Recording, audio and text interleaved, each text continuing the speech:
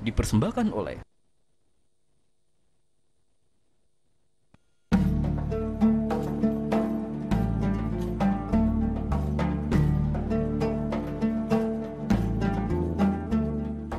Assalamualaikum warahmatullahi wabarakatuh.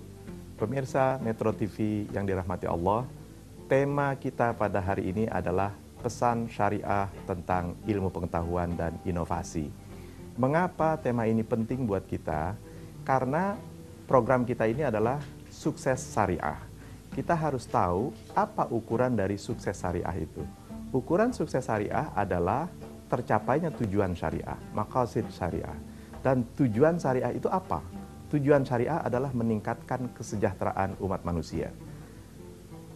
Untuk bisa mencapai tujuan syariah itu, apa yang harus dipenuhi?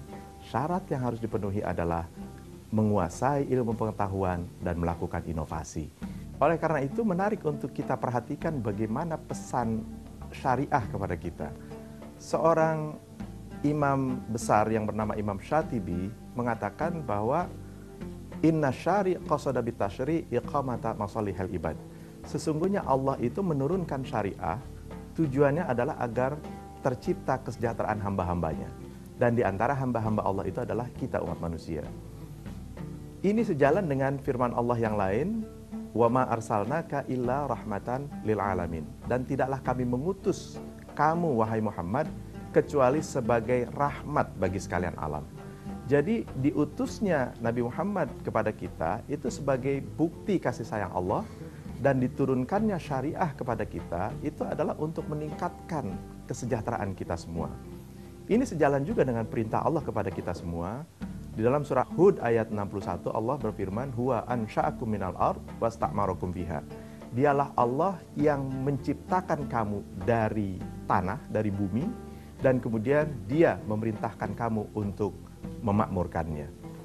Nah, pemirsa yang saya cintai, apa ukuran dari kesejahteraan umat manusia itu? Sekarang ada ukurannya yang digunakan oleh dunia yang disebut Human Development Index atau HDI, yang dalam bahasa Indonesia disebut Indeks Pembangunan Manusia, IPM. Alat ukur ini sebetulnya dikembangkan pertama kali oleh seorang sarjana muslim dari Pakistan yang bernama Dr. Mahbubul Haq, dan sekarang digunakan setiap tahun oleh UNDP, United Nations Development Program, dan PBB untuk mengukur HDI dari bangsa-bangsa di dunia ini. Ada 3 komponen di dalam pengukuran Human Development Index. Yang pertama adalah Education Index, indeks pendidikan. Yang kedua adalah Life Expectancy Index atau indeks kesehatan. Yang ketiga adalah Income Index atau indeks pendapatan. Nah, di antara 3 indeks ini, yang paling berpengaruh terhadap indeks yang lain itu adalah Education Index. Ketika Education Index kuat, itu biasanya juga akan meningkatkan keseluruhan Human Development Index, akan meningkatkan Income Index, dan akan meningkatkan juga Life Expectancy Index. Kami sering memperhatikan dari waktu ke waktu bagaimana bangsa-bangsa yang Human Development Index-nya tinggi, itu ternyata juga sangat ditopang oleh Education Index yang tinggi. Ada 15 negara yang bisa kita lihat yang selalu Education Index-nya tertinggi di dunia, dan ternyata bangsa-bangsa tersebut juga adalah memiliki Human Development Index tertinggi di dunia. Sebagai contoh kita ambil 3 saja misalnya. New Zealand itu adalah bangsa yang Education Index-nya tertinggi di dunia. Dia punya 3 di dunia. Australia itu bangsa yang kedua tertinggi Education Index-nya, dan Human Development Index-nya juga kedua tertinggi di dunia. Dan Norway itu adalah yang ketiga tertinggi Education Index-nya, dan dia nomor 1 tertinggi di Human Development Index-nya di dunia. Nah, kita juga bisa melihat dari ukuran yang disebut Knowledge Based Economy. Bangsa-bangsa yang Knowledge Based Economy, membangun ekonominya berbasis pada ilmu pengetahuan, itu adalah bangsa-bangsa yang juga tertinggi Human Development Index-nya. Jadi dengan kata lain, bangsa-bangsa yang Human Development Index-nya tertinggi di dunia itu adalah bangsa-bangsa yang membangun ekonominya berbasis pada ilmu pengetahuan, bukan berbasis pada natural resources, dan bukan berbasis pada yang lain. Ironisnya, ketika kita melihat negeri-negeri Muslim, 10 negeri-negeri Muslim yang Human Development Index-nya tertinggi di dunia, itu ternyata bukan dilandasi pada knowledge, bukan knowledge based economy, tetapi dilandasi pada natural resources based economy. Jadi bangsa-bangsa muslim yang Human Development Index tertinggi di dunia itu dilandasi pada kekuatan sumber alamnya. Menyeberanglah wahai orang-orang yang memiliki pandangan ke depan. Nah, mengapa Quran memerintahkan kita untuk fa'tabiru, menyeberang?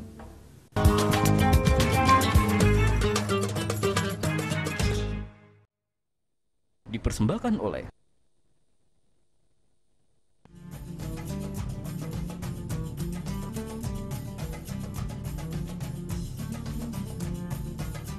Tujuan syariah atau meningkatnya kesejahteraan manusia akan tercapai apabila seseorang menguasai ilmu pengetahuan yang mampu menyeberangi batas-batas ilmu pengetahuan itu sendiri.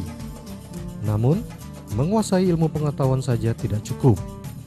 Umat Islam dituntut untuk berinovasi dengan terus mengembangkan ilmu pengetahuan, sebagaimana kultur inovasi itu telah tumbuh berkembang di masa lalu.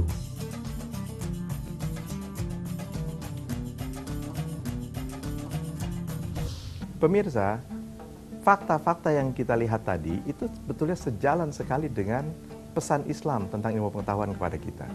Dalam surah Al-Mujadalah ayat 11, Allah berfirman, "Yarfa'illahu alladhina amanu minkum walladhina utul ilma darajat."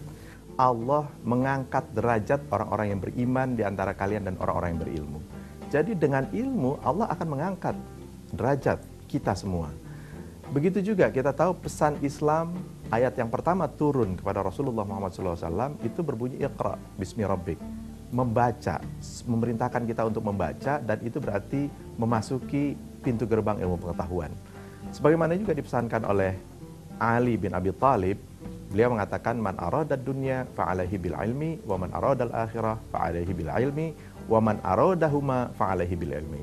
Siapa yang ingin sukses di dunia, dia harus menguasai ilmu pengetahuannya, dan siapa yang ingin sukses di akhirat, dia harus memiliki ilmu pengetahuan tentang itu, dan kalau ingin sukses dua-duanya, dia juga harus memiliki pengetahuan tentang dunia dan akhirat itu. Pemirsa yang saya cintai, lebih lanjut menarik untuk kita perhatikan pesan Islam di dalam surah Al-Baqarah ayat 30 dan 31. Di situ bercerita tentang ketika Allah akan menciptakan Adam, yang merupakan simbolisasi dari kita umat manusia, menjadi khalifah di muka bumi. Allah mengumumkan itu, wa idh qala rabbuka lil malaikati inni ja'ilun fil ardi khalifah. Dan ingatlah ketika Tuhanmu berkata kepada para malaikat bahwa Allah akan menjadikan manusia sebagai khalifah, sebagai pemimpin atau wakil Tuhan di muka bumi.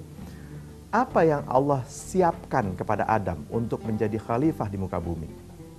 Ayat berikutnya menjelaskan, yaitu Allah mengatakan wa 'allama Adamal asma'a kullaha tsumma 'aradahum 'alal malaikah.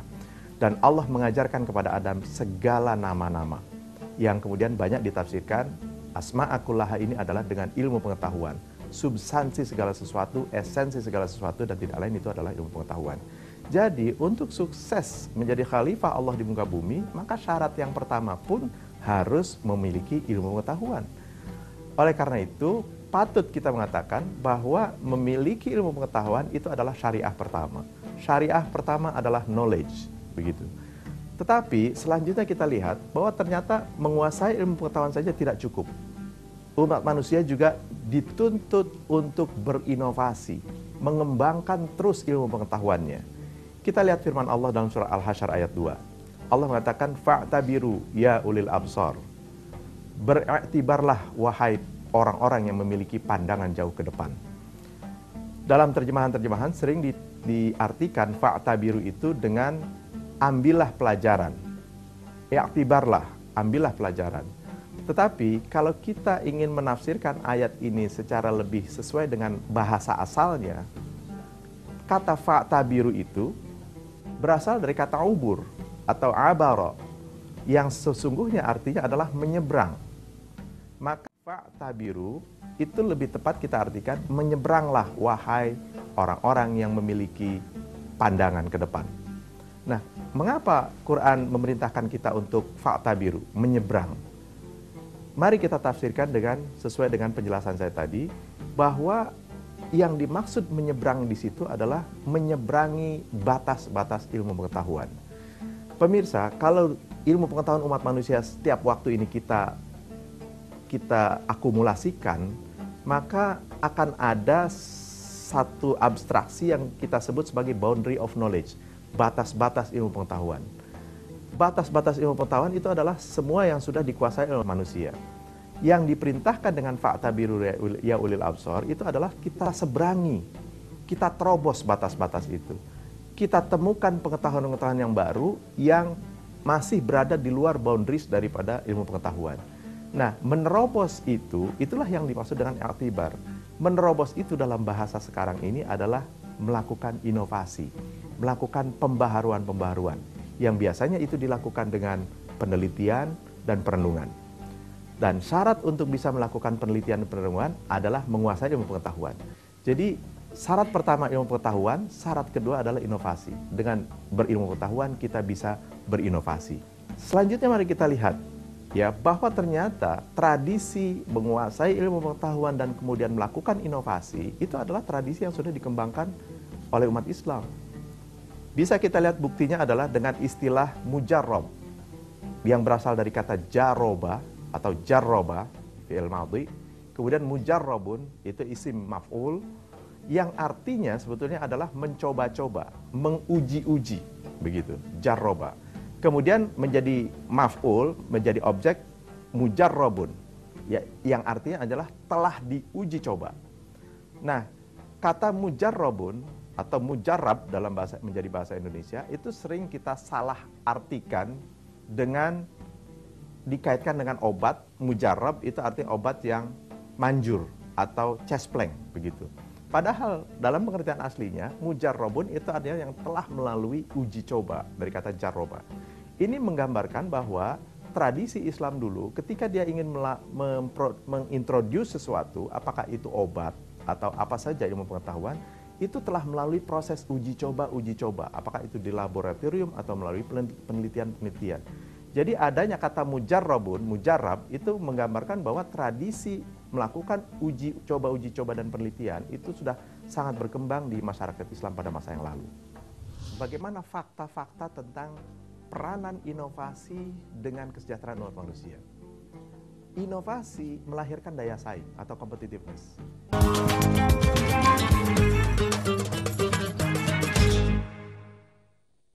Dipersembahkan oleh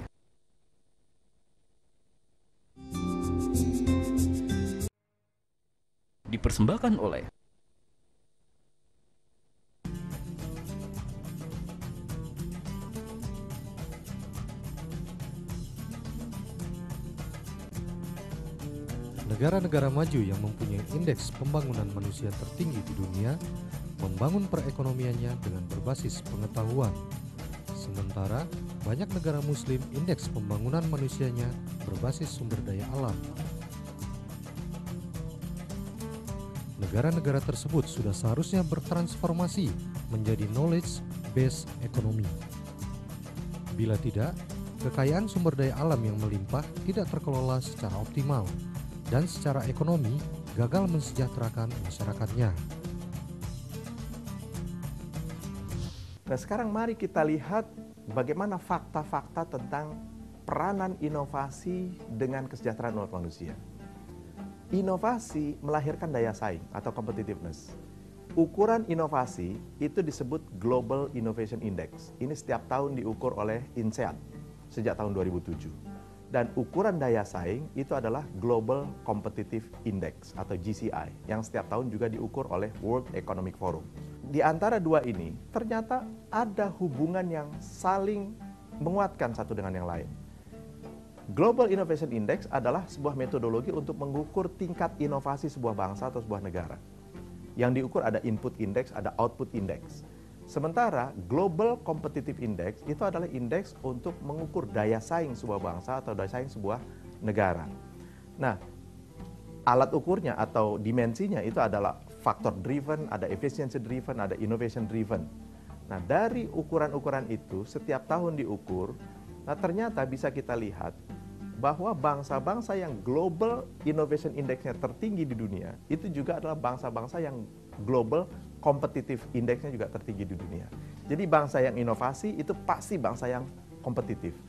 Kalau tadi kita mengatakan bahwa Education Index itu mempengaruhi Human Development Index dan mempengaruhi knowledge economy suatu bangsa, maka Innovation Index itu mempengaruhi tingkat competitiveness dari sebuah bangsa.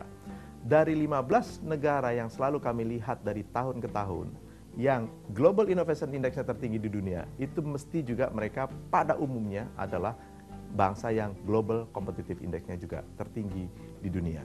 Pemirsa, kesimpulan yang bisa kita tarik dari bahasan kita hari ini adalah, pertama, tujuan syariah adalah kesejahteraan umat manusia.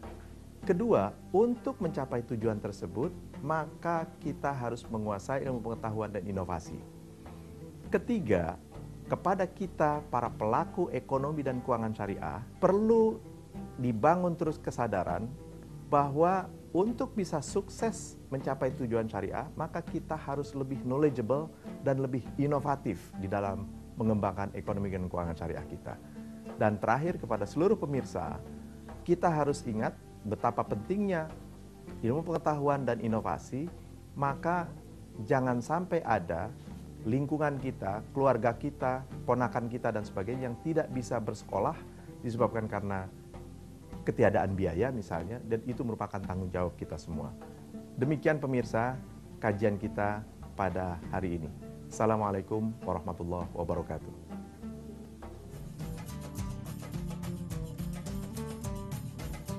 Pada hakikatnya, pendidikan bertujuan untuk mengembangkan sumber daya manusia atau SDM.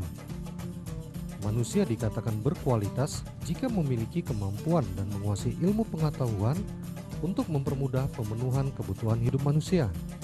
Ada banyak hal dalam kehidupan yang harus dihadapi dan selanjutnya dipecahkan sebagai wujud tanggung jawab manusia terhadap kehidupan.